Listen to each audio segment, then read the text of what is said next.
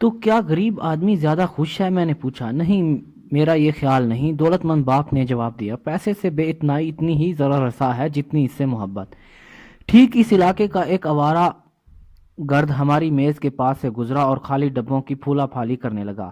ہم تینوں اسے نہایت انہماک سے دیکھتے رہے۔ اس سے پہلے ہم شاید اس کی طرف دیکھنا بھی گوارا نہ کرتے۔ امیر ڈیڈ نے جیب میں سے $1 کا ایک نوٹ نکال کر بوڑھے کو اپنی طرف آنے کا اشارہ کیا۔ وہ فوری طور پر ہماری طرف لپکا، نوٹ کو اچکا، امیر باپ کا شکریہ ادا کیا اور اپنی خوش قسمتی پر نازا وہاں سے رخصت ہوا۔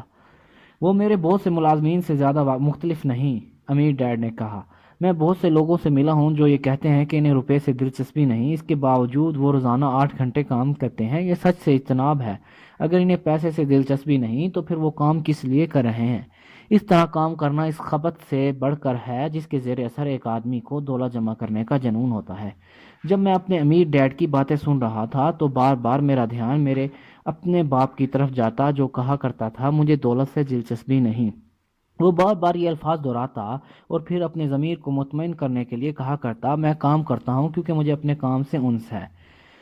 تو پھر ہمیں کیا کرنا ہوگا؟ میں نے پوچھا۔ اس وقت تک پیسے کے لیے کام نہ کریں جب تک ہمارے اندر سے حرص و ہوس اور خوف کا شائبہ تک مٹ جائے۔ نہیں، یہ تو وقت ضائع کرنے کے مترادف ہوگا، امیر ڈیڈ نے کہا۔ جذبات کی بدولت ہی ہم انسان ہیں اور وہ ہمیں حقیقت سے آشنا کرتے ہیں۔ اس کے لفظی معنی ہے متحرک قوت۔ اپنے جذبات کے بارے میں سچ سے کام لو، اپنے ذہن اور احساسات کو اپنے فائدے کے لیے بروئے کار لاؤ، نقصان کے لیے نہیں۔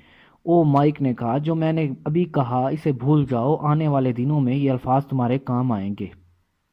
اپنے جذبات کا ابھی تم صرف مشاہدہ کرو اور عمل مت ظاہر کرو۔ بہت سے لوگ نہیں جانتے کہ وہ ذہن کے بجائے جذبات سے کام لے رہے ہیں۔ تمہارے جذبات اپنی جگہ ہیں، سوچنے کا کام ذہن سے لو۔ کیا اس بارے میں تم کوئی مثال دے سکتے ہو؟ میں نے پوچھا۔ یقیناً، امیر باپ نے جواب دیا۔ جب کوئی شخص یہ کہتا ہے کہ مجھے نوکری کی تلاش ہے، اس وقت زیادہ تر جذبات اس فیصلے کی وجہ بنتے ہیں۔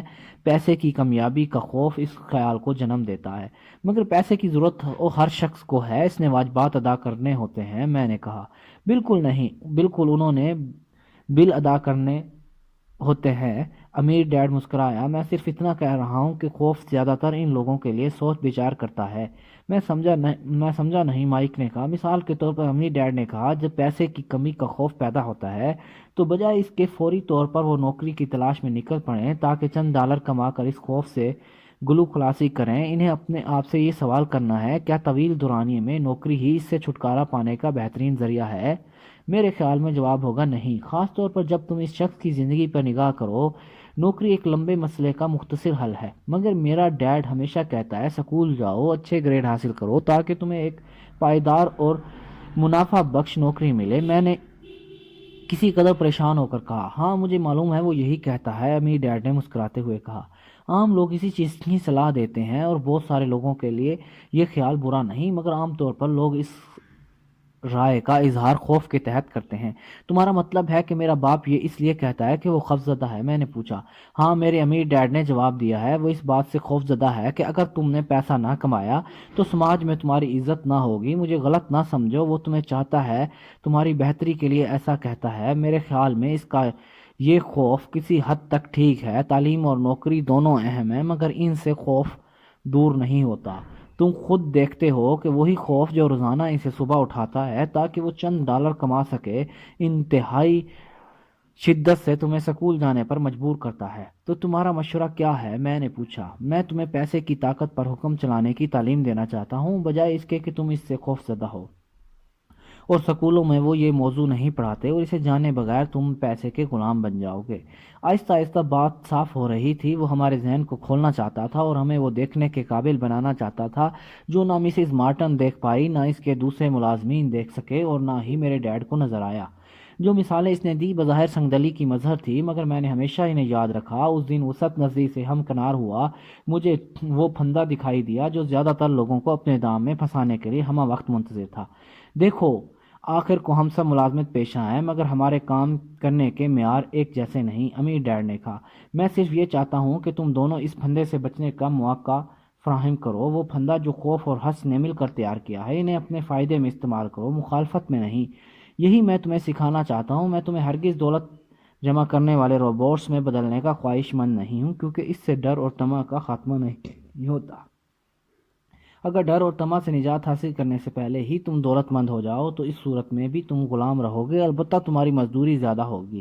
اس پھندے سے بچاؤ کس طرح ممکن ہے؟ میں نے پوچھا۔ غربت اور مالی کشمکش کی بڑی وجہ خوف اور جہالت ہے۔ اس کے لیے نہ تو مالیاتی خسارہ ذمہ دار ہے اور نہ حکومت اور نہ عمرہ۔ یہ ہمارا خود کا پیدا کردہ خوف ہے اور جہالت جو ہمیں گرفتار بلا کرتی ہے۔ چنانچہ تم دونوں اسکول جاؤ، کالج میں داخلہ لو اور ڈگریاں حاصل کرو۔ میں تمہیں اس پھندے سے بچنے کے بارے میں تعلیم دوں گا۔ گمشدہ ٹکڑے آہستہ آہستہ جگہ لے رہے تھے۔ میرا پڑھا لکھا باپ اعلیٰ تعلیم یافتہ تھا اور اس کا کیریئر شاندار تھا، مگر سکول نے اسے خوف سے بچنے اور پیسے کو صحیح طریقے سے استعمال کرنے کی تربیت نہ دی تھی۔ مجھے یقین تھا کہ میں ان دونوں باپوں سے مختلف مگر مفید معلومات اکٹھی کر سکتا تھا۔ تم پیسے کے فقدان کے خوف کے بارے میں بات کر رہے تھے، دولت کی خواہش ہماری فکر پر کیسے اثر انداز ہوتی ہے؟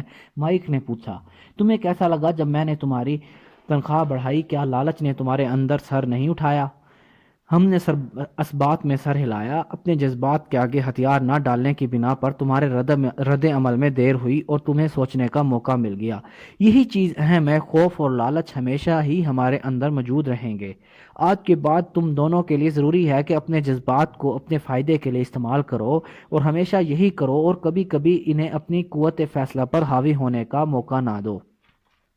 بہت سارے لوگ خوف اور لالچ کو اپنے ہی خلاف استعمال کرتے ہیں۔ یہ جہالت کی ابتدا ہے۔ لوگوں کی اکثریت تنخواہوں کے چیک، تنخواہوں میں اضافے اور نوکری کے تحفظ کے پیچھے مارے پھرتے ہیں، کیونکہ خوف اور طمع کے جذبات انہیں ایسا کرنے پر اکساتے ہیں، اور کبھی یہ سوچنے کی زحمت گوارا نہیں کرتے کہ یہ انہیں کدھر ہانک رہے ہیں۔ یہ بالکل ایسے ہی ہے جیسے ایک گدھا گاڑی والا گدھے کے آگے ایک گاجر لٹکا دیتا ہے اور گدھا گاجر کے پیچھے پیچھے بھاگتا رہتا ہے۔ گدھا گاڑی کے مالک کو تو پتا ہے کہ اس نے کہاں جانا ہے، مگر گدھا ایک سراب کا پیچھا کر رہا ہے۔ دوسرے دن اسی گدھے کے سامنے ایک نئی گاجر ہوگی۔ تمہارا مطلب یہ ہے کہ جو ہی میں نے بیس بال کے نئے دستانے، میٹھی گولیاں اور کھلونے کے حصول کے بارے میں سوچا تو وہ ایسے ہی تھا جیسے گدھے کے لیے گاجر ہو؟ مائک نے پوچھا۔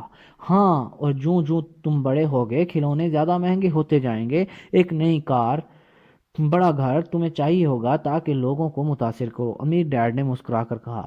ڈر تمہیں دروازے سے باہر دھکیلتا ہے اور خواہش تمہیں اپنی طرف کھینچتی ہے اور سنگلاخ چٹانوں میں لے جاتی ہے، یہی پھندا ہے۔ تو پھر بات کیا بنی؟ مائک نے پوچھا۔ خوف اور خواہش کو جہالت ہوا دیتی ہے، اس لیے امیر لوگ جن کے پاس دولت کی فراوانی ہوتی ہے، جو ان کی دولت میں اضافہ ہوتا ہے، ان کا خوف بھی اس حساب سے بڑھتا ہے۔ پیسہ گاجر ہے اور یہی فریب ہے۔ اگر گدھا یہ چال سمجھ لیتا تو وہ کبھی گاجر کے پیچھے نہ بھاگتا۔ بعد میں امیر ڈیڈ نے ہمیں بتلایا کہ انسانی زندگی جہالت اور روشن خیالی کے مابین کشمکش کا نام ہے۔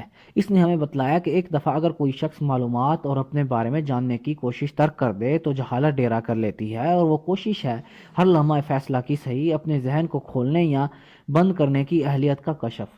میری بات سنو، اسکول بہت ہی اہم ہے۔ اسکول میں جا کر تم کوئی ہنر یا پیشہ سیکھتے ہو اور سماج کے مفید رکن بنتے ہو۔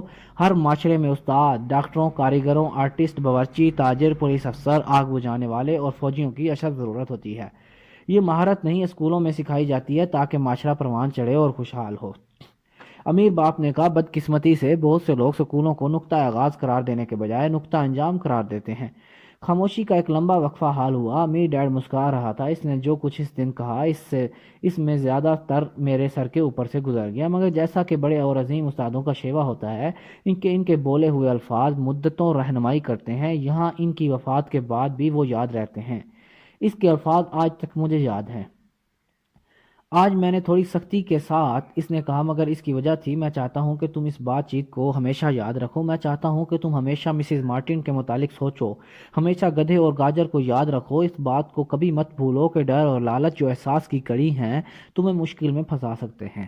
اگر تم ان سے خبردار ہوئے کہ موقع ملتے ہی یہ تمہاری سوچ پر پہرا بٹھا دیں گے۔ خوف کے تحت زندگی گزارنا اور اپنے خوابوں سے بے خبری اختیار کرنا ظلم ہے۔ رویے کے لیے کام کرنا، اس سے تم وہ چیزیں خرید پاؤ گے جو تمہیں آرام اور راحت دیں گی، یہ بھی ظلم ہے۔ آدھی رات کو اچانک ہڑبڑا کر اٹھ جانا کہ واجبات کا خوف اچانک تم پر مسلط ہو گیا، زندگی گزارنے کا بدترین طریقہ ہے۔ تنخواہ کے چیک کے مطابق اپنے خراجات کو میزان کرنا حقیقی زندگی سے بعید ہے۔ یہ سوچ کہ نوکری تمہیں تحفظ فراہم کرے گی خود فریبی ہے، یہ ظلم ہے، اور یہی پھندہ ہے جس سے جہاں تک ممکن ہو وہ تمہیں بچانا چاہتا ہے۔ میں نے دیکھا کہ پیسے کیسے لوگوں کو اپنی انگلیوں پر نچاتا ہے، خود اس سے بچانا، خدارا پیسے کی غلامی قبول نہ کرنا۔ بیس بال ہماری میز کے نیچے آ گیا۔ امیر باپ نے اٹھا کر واپس اچھال دیا۔ جہالت کا خوف اور طمع سے کیا تعلق ہے؟ میں نے پوچھا۔ پیسے کے بارے میں لا علمی اور جہالت طمع اور خوف کو جنم دیتی ہے، امیر ڈیڈ نے کہا۔ میں تمہیں چند مثالیں دیتا ہوں۔ ایک ڈاکٹر اپنے خاندان کو بہتر سہولتیں مہیا کرنے کے لیے اپنی فیس میں اضافہ کر دیتا ہے۔ اس کا نتیجہ یہ نکلتا ہے کہ علاج و معالجہ عام پبلک کے لیے مہنگا ہو جاتا ہے۔ زیادہ تر غریب لوگ اس سے متاثر ہوتے ہیں اور ان کی صحت پیسے والوں کے مقابلے میں کمزور ہوتی ہے۔ جب ڈاکٹر اپنی فیسیں بڑھاتے ہیں تو وکیل بھی اپنا معاوضہ بڑھا دیتے ہیں۔ جب وکیل فیس بڑھاتے ہیں تو اسکول ٹیچر بھی زیادہ تنخواہ کا مطالبہ کرتے ہیں۔ اس طرح ہمارے ٹیکسوں میں اضافہ ہوتا ہے اور یہ سلسلہ چل نکلتا ہے۔ پھر جلد ہی امیروں اور غریبوں کے درمیان اتنا بھیانک فرق پیدا ہوتا ہے کہ افراتفری مچ جاتی ہے اور ایک بڑے تمدن کو لے ڈوبتی ہے۔ بڑی تہذیبیں محض اس لیے برباد ہوئیں کہ امیر اور غریب کے درمیان تضاد حد سے تجاوز کر گیا۔ امریکہ اسی ڈگر پر چل رہا ہے اور ایک بار تاریخ خود کو دہرانے پر آمادہ ہے۔ ہم نے تاریخ سے کوئی سبق نہیں سیکھا، ہم صرف نام اور تاریخیں یاد کرتے ہیں، سبق نہیں سیکھتے۔ کیا اس طرح قیمتیں زیادہ نہیں ہوں گی؟ میں نے پوچھا۔ ایک اچھی اور منظم بے شک ایسا نہیں ہوتا۔ قیمتی خوف اور لالچ کے باعث زیادہ ہوتی ہیں اور اس کی وجہ جہالت ہے۔ اگر اسکولوں میں لوگوں کو پیسے کے بارے میں پڑھایا گیا ہوتا تو پیسے کی افراط ہوتی اور قیمتیں گر جاتی، مگر اسکولوں میں لوگوں کو صرف پیسے کے لیے کام کرنے پر زور دیا جاتا ہے۔ انہیں یہ نہیں بتایا جاتا کہ روپے پر کیسے نکیل ڈالی جائے۔ مگر ہمارے بزنس سکولز بھی ہیں۔ مائک نے پوچھا۔ کیا تم بزنس سکول سے ماسٹر ڈگری لینے کے لیے مجھ پر زور نہیں دے رہے؟ ہاں، امیر ڈیڈ نے کہا، مگر اکثر بزنس سکولز میں ملازمین کو ذرا بہتر طریقے سے حساب کی تعلیم دی جاتی ہے۔ خدا نہ کرے کہ ایسا شخص کاروبار میں ملوث ہو۔ یہ لوگ صرف اعداد پر نگاہ رکھتے ہیں، لوگوں کو نوکری سے برخاست کرتے ہیں اور بالآخر کاروبار کا ستیہ ناش کر دیتے ہیں۔ مجھے یوں پتا ہے کہ میں بھی انہیں ملازم رکھتا ہوں اور ان کا سارا زور اخراجات کم کرنے اور قیمتیں بڑھانے پر ہوتا ہے، جس سے دوسرے مسائل جنم لیتے ہیں۔ حساب کتاب اپنی جگہ اہم ہے، میری خواہش ہے کہ زیادہ سے زیادہ لوگ اسے سیکھیں، مگر یہ سب کچھ نہیں۔ امیر باپ نے غصے سے کہا۔ تو پھر اس کا کوئی حل ہے؟ مائک نے پوچھا۔ ہاں، امیر باپ کہنے لگا، اپنے جذبات کی اس طرح افزائش کرو کہ وہ سوچنے میں تمہارے مددگار ہوں۔ جذبات کی روح سے مت سوچو۔ جب تم نے لڑکوں نے جذبات پر قابو پا لیا، پہلے تو مفت کام کرنے پر رضامند ہو کر تو میں سمجھ گیا کہ کچھ امید تھی۔ تم نے دوبارہ جذبات کی نفی کی جب میں نے تمہیں زیادہ پیسے دینے چاہے۔ اس وقت بھی تم لوگوں نے جذبات کو دبا کر سوچ سے کام لیا۔ یہ پہلا قدم ہے۔ یہ قدم اتنا اہم کیوں ہے؟ میں نے سوچا۔ یہ تم خود معلوم کرو۔ اگر تم سیکھنا چاہتے ہو تو تم دونوں کو خاردار جھاڑیوں کے جھنڈ میں لیے چلتا ہوں، وہاں کوئی بھی نہیں جاتا۔ اگر تم میرے ساتھ چلو گے تو پیسے کے لیے کام کرنے سے منہ موڑ کر پیسے اپنے کام میں لانا سیکھ جاؤ گے۔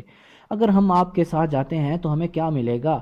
اگر ہم آپ سے سیکھنے پر رضامند ہو جائیں تو پھر کیا ہوگا؟ میں نے پوچھا۔ وہی چیز جو خاردار جھاڑیوں والے خرگوش کو ملی، کانٹوں سے رہائی۔ کیا واقعی کسی ایسے جھنڈ کا وجود ہے؟ میں نے پوچھا۔ ہاں، امیر ڈیڈ نے کہا، یہ جھنڈ ہمارا خوف اور ہمارا لالچ ہے۔ خوف سے آنکھیں ملا کر لالچ کے روبرو جو ہماری کمزوریاں ہیں اور ہماری ضرورتیں ہیں، اس سے باہر نکلنے کا راستہ ڈھونڈنا ہے۔ اس کا دار و مدار ہمارے ذہن پر ہے اور خیالات کے درست چناؤ پر۔ خیالات کا درست انتخاب؟ مائک نے حیران ہو کر پوچھا۔ ہاں، وہ خیالات جن کا انتخاب جذباتیت کی بنیاد پر نہیں مگر ذہن کے سہارے کیا گیا ہے، بجائے اس کے کہ ہم روزانہ صبح اٹھیں اور مسائل کے حل کے لیے کام پر روانہ ہو جائیں، کیونکہ ہمارے سروں پر واجبات ادا کرنے کے لیے روپیے کی ضرورت منڈلا رہی ہے جو ہمیں خوف زدہ کرتی ہے۔ سوچنے سے مراد ہے صرف اتنا موقع میسر آ جائے ہم خود سے ایک سوال کر سکیں۔ یہ سوال جیسے کیا سخت محنت سے مسائل کا حل نکل سکتا ہے؟ زیادہ تر لوگ اتنے دہشت زدہ ہوتے ہیں کہ وہ خود سے بھی سچ بولنے کی جرات نہیں کرتے۔ ان پر خوف کا عنصر غالب ہے اور سوچنے کی صلاحیت سے محروم ہیں اور گھبرا کر نکل بھاگتے ہیں۔ کانٹوں کا سوچ نصف النہار ہے۔ اور ہم یہ کیسے کرتے ہیں؟ مائک نے پوچھا۔ یہی تو میں تمہیں سکھانے جا رہا ہوں۔ میں تمہیں بتلاؤں گا کہ صحیح خیالات کا چناؤ کیسے کیا جاتا ہے، بجائے اس کے کہ ہم فوری رد عمل کے تحت کوئی سوچ ذہن میں بٹھا لیں، جیسے گلے میں کافی انڈیلتے ہوئے صبح ہی صبح کام پر بھاگ جانا۔ جو میں نے پہلے ہی کہا، اسے مت بھولو۔ نوکری ایک لمبے دورانیے کے مسئلے کا وقتی حل ہے۔ عام لوگوں کے ذہن میں ایک ہی مسئلہ ہوتا ہے اور وہ اس کے فوری حل کی طرف لپکتے ہیں۔ عام طور پر واجبات ہوتے ہیں جو مہینے کے آخر میں ادا کرنے ہوتے ہیں، اور یہی کانٹے دار جھاڑیوں کا جھنڈ ہے۔ اب پیسہ ان کی زندگیوں کو چلانے لگتا ہے، یا یہ بھی کہا جا سکتا ہے کہ پیسے سے عدم واقفیت یا خوف ان کے سوچوں پر حاوی ہو جاتا ہے، چنانچہ وہ وہی کرنے لگتے ہیں جو پہلے ان کے والدین کرتے رہے، یعنی صبح اٹھے اور کام پر چلے گئے۔ ان کے پاس اتنا وقت بھی نہیں تھا کہ جانے سے پہلے خود سے سوال کرتے کیا کوئی راستہ نہیں ہے۔ اب ان کی سوچوں پر ان کے جذبات کی اجارہ داری ہے، اور وہ عقل کے بجائے جذبات کے تابع ہو کر فوری رد عمل پر پیرا ہیں۔ کیا تم ہمیں جذباتی سوچ اور ذہنی سوچ کے درمیان فرق بتا سکتے ہو؟ مائک نے پوچھا۔ ہاں، میں تو ہر وقت اس بارے میں سنتا رہتا ہوں، امیر ڈیڈ نے کہا۔ میں ایسی باتیں سنتا ہوں جیسے ہر ایک کو کام کرنا ہوتا ہے، یا یہ کہ تم دولت مند اول نمبر کے دھوکے باز ہیں، یا مجھے دوسری نوکری مل جائے گی، یا میری ترقی ہوگی، یا تم مجھے ادھر ادھر لڑکا نہیں سکتے، یا مجھے یہ نوکری پسند ہے کیونکہ یہ مستحکم ہے، وغیرہ وغیرہ، بجائے اس کے کہ یہ کہا جاتا کہ کیا یہاں کسی چیز کی کمی ہے، اور صرف ایک فکرے سے جذبات کا تانا بانا ٹوٹ جاتا اور سوچ میں نکھار پیدا ہوتا۔ مجھے یہ قبول کرنے میں آر نہیں کہ یہ اچھا سبق تھا۔ اس نے ہمیں یہ بتلانے کی کوشش کی تھی کہ آیا کوئی شخص جذبات کی روح میں بہہ کر بات کرے، یا نکھری ہوئی سوچ سے اور ذہن کی معاونت کے ساتھ اپنے خیالات کا اظہار کرے، تو دونوں کی جانچ کیسے ممکن تھی۔ اس سبق سے زندگی بھر میں نے استفادہ کیا۔ خاص طور پر مجھے اس وقت بھی اس بات کا شدت سے احساس ہوتا جب میں سوچ بچار کے بغیر فوری رد عمل ظاہر کرتا۔ جب ہم سٹور کی طرف واپس گئے تو امیر ڈیڈ نے بتلایا، امیر لوگ پیسہ ضرور بناتے تھے مگر اس کے لیے وہ کام نہ کرتے تھے۔ اس نے بتلانا شروع کیا، جب میں اور مائک کانسی کے اسکول کی ڈھلائی کر رہے تھے، یہ سوچ کر ہم پیسہ بنا رہے تھے، تو ہم تقریباً اسی راستے پر چل رہے تھے جس طرح امیر لوگ سوچتے ہیں۔ مسئلہ یہ تھا کہ جعلی کرنسی بنانا غیر قانونی اقدام تھا۔ حکومت اور بینک تو یہ کر سکتے تھے، ہم نہیں۔ اس نے غیر قانونی اور جائز طور پر پیسہ بنانے کی تفصیل سے ہمیں آگاہ کیا۔ امیر باپ نے ہمیں یہ بھی بتلایا کہ اس بات کو جاننے کے باوجود کہ دولت ایک سراب ہے، یہ ایسے ہی ہے جیسے گدھے کے آگے معلق گاجر۔ امیر لوگ پیسہ اس لیے اکٹھا کرتے ہیں کہ ان کا خوف اور لالچ ان کی آنکھوں پر پٹی باندھ دیتا ہے۔ وہ اس وقت کو فراموش کر کے زبردستی اپنے آپ کو یقین دلاتے ہیں کہ دولت سراب نہیں، حقیقت ہے۔ پیسہ بنایا جاتا ہے۔ لوگوں کی کثیر تعداد اعتماد اور جہالت کے اس افسوس اور کرشمہ سازی کے زیر اثر گتے کی اس ناپائیدار عمارت کو کھڑے رکھے ہوئے ہے، اور اس میں حقیقت کا رنگ بھرتے ہیں جس کی وقت فی الحقیقت گدھے کی گاجر سے بھی کم ہے۔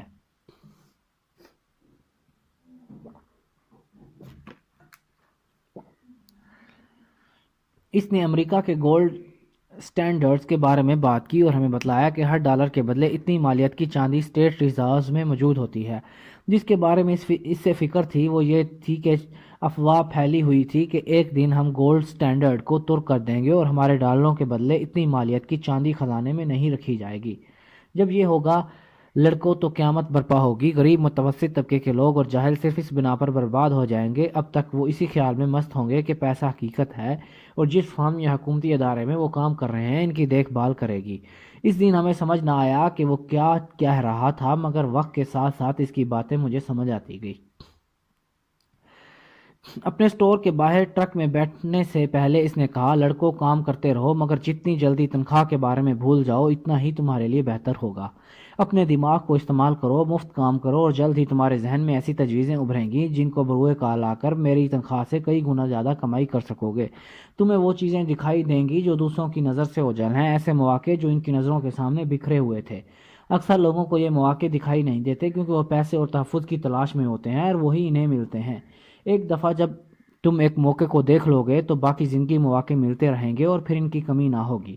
اور جب ایسا ہوگا تو میں تمہیں ایک اور چیز سکھاؤں گا، یہ سیکھ لو تو زندگی کے بدترین پھندے تمہارے نزدیک بھی نہ پھٹکنے پائیں گے۔ تمہیں کانٹوں کے جھنڈ میں جانے کی ضرورت نہ رہے گی۔ مائک اور میں نے سٹور سے اپنا سامان اٹھایا اور ہاتھ ہلا کر مسز مارٹن کو الوداع کیا۔ ہم اسی پارک میں واپس آ گئے اور پرانی والی جگہ بیٹھ گئے۔ ہم گھنٹوں وہاں بیٹھے باتوں میں مشغول رہے۔ اگلا ہفتہ میں نے اسکول میں سوچ بچار اور بات چیت میں بسر کیا، اور اگلے 2 ہفتوں میں ہم سوچتے رہے، باتیں کرتے رہے اور سٹور میں مفت کام کرتے رہے۔ دوسرے ہفتے کے اختتام پر ایک بار پھر میں نے مسز مارٹن کو الوداع کہا اور کامک بکس کے سٹینڈ پر حسرت سے نگاہ ڈالی۔ 30 سینٹ فی گھنٹہ اجرت کے نہ ملنے سے سب سے بڑا نقصان یہ ہوا کہ ان کتابوں کی خریداری سے محروم ہو گیا۔ اچانک جب میں اور مائک مسز مارٹن سے رخصت لے رہے تھے تو میں نے اسے ایک ایسا کام کرتے دیکھا جو اس نے مجھے پہلے کبھی نہ کیا تھا۔ میرا مطلب کہ میں نے اسے ایسا کیا تو ضرور ہوگا، مگر میں نے کبھی اس طرف دھیان نہ دیا۔ مسز مارٹن کامک بک کے سامنے کے صفحے کو درمیان میں سے کاٹ کر آدھا کر رہی تھی۔ وہ اس کا اوپر کا حصہ اپنے پاس رکھ کر باقی کتابوں کو گتے کے ڈبے میں پھینک رہی تھی۔ جب میں نے اس سے اس کا سبب پوچھا تو اس نے کہا، میں اوپر کا آدھا صفحہ اس آدمی کو واپس کر دیتی ہوں جو یہ کتابیں تقسیم کرنے آتا ہے، اور باقی کتاب پھینک دیتی ہوں۔ اس سے نئی کتابیں لیتی ہوں تو بدلے میں وہ مجھے رعایت دیتا ہے۔ وہ 1 گھنٹے کے بعد آنے والا ہے۔ ہم نے 1 گھنٹہ انتظار کیا۔ جب تقسیم کنندہ آیا تو میں نے اس سے التجا کی کہ آیا کہ وہ کامک بکس لے سکتے تھے جنہیں وہ واپس لے جا رہا تھا۔ اس نے جواب دیا کہ اگر ہم اسی اسٹور پر کام کر رہے تھے تو یہ کتابیں ایک شرط پر ہمیں مل سکتی تھی، اگر ہم انہیں دوبارہ فروخت نہ کریں۔ میری اور مائک کی پارٹنرشپ دوبارہ شروع ہو گئی۔ مائک کے گھر کی زیر زمین منزل میں ایک کمرہ خالی تھا جو کسی کے استعمال میں نہ تھا۔ ہم نے اسے صاف کیا اور کامک کتابیں یہاں جمع کرنا شروع کر دی۔ جلد ہی ہم نے ایک کامک کی بک لائبریری کا اجرا کیا۔ مائک کی چھوٹی بہن کو ہم نے ساتھ ملایا جو پڑھنے کی شوقین تھی، اسے ہیڈ لائبریرین مقرر کیا۔ وہ ہر بچے سے لائبریری میں داخلے کے 10 سینٹ وصول کرتی تھی۔ لائبریری کے اوقات کار 2:30 سے 4:30 دوپہر تھے اور اسکول کے اوقات کے بعد یہ روزانہ کھلتی۔ ہمسایوں کے بچے جو ہمارے گاہک تھے 2 گھنٹے کے دوران جتنی بھی کامک بکس چاہتے پڑھ سکتے تھے۔ ان کے لیے تو یہ اچھا موقع تھا کیونکہ اگر بازار سے وہ یہ کتابیں خریدتے تو ہر کتاب کی قیمت 10 سینٹ تھی، جبکہ 2 گھنٹوں میں وہ 5 سے 6 کتابیں پڑھ لیتے اور انہیں صرف 10 سینٹ ادا کرنا پڑتے۔ لائبریری سے نکلتے وقت مائی کی بہن ان بچوں کی تلاشی لیتی کہ کہیں وہ کتاب گھر تو نہیں لے جا رہے۔ وہ ان کتابوں کی لسٹ بناتی اور ان بچوں کے نام لکھتی جو وہاں آئے تھے، وہ کون تھے اور آیا انہوں نے کوئی تجویز پیش کی۔ 3 ماہ کے دوران میری اور مائک کی آمدنی تقریباً $9.50 فی ہفتہ ہو گئی۔ مائک کی بہن کو $1 ہفتہ کے دیے جاتے اور اسے آزادی تھی کہ وہ جتنی مرضی کامک بکس چاہے پڑھے، اسے یہ سہولت فراہم کی گئی تھی۔ یہ کتابیں پڑھنے کی صرف اس سے کم ہی نصیب ہوتی کیونکہ وہ ہر وقت اسکول کی پڑھائی میں لگی رہتی۔ مائک اور میں نے کام جاری رکھا اور باقاعدگی سے ہر ہفتے اسٹور میں مفت کام کرتے رہے۔ اس دوران وہاں سے اور ارد گرد کے دوسرے اسٹوروں سے کامک بکس اکٹھی کر لاتے۔ جب یہ کتابیں بہت خستہ حال ہو جاتی تو ہم انہیں جلا دیتے۔ ہم انہیں لائبریری کی ایک اور شاخ کھولنے کی کوشش کی، مگر اس میں ہمیں کامیابی نہ ہوئی کیونکہ مائک کی بہن جیسا مخلص کام کرنے والا ہمیں نہ مل سکا۔ چھوٹی عمر ہی میں ہمیں اندازہ ہو گیا کہ محنتی ملازم کا اصول کتنا دشوار تھا۔ لائبریری کو کام کرتے 3 ماہ گزر گئے تو لائبریری میں جھگڑا ہو گیا۔ اطراف کے کچھ آوارہ گرد لڑکے زبردستی اندر گھس آئے اور جھگڑا شروع کر دیا۔ مائک کے ڈیڈ نے ہمیں کاروبار بند کرنے کی صلاح دی، چنانچہ ہماری لائبریری کا کاروبار ٹھپ ہو گیا اور ہم نے ہفتہ وار اسٹور کام بند کر دیا۔ تاہم امیر ڈیڈ ہمارے سے خوش تھا کیونکہ وہ اب ہمیں کچھ اور چیزیں سکھانا چاہتا تھا۔ ہم نے اپنا پہلا سبق اچھی طرح سیکھا تھا اور وہ ہم سے مطمئن تھا۔ ہم نے پیسے کو کام میں لانے کے بارے میں سیکھ لیا تھا۔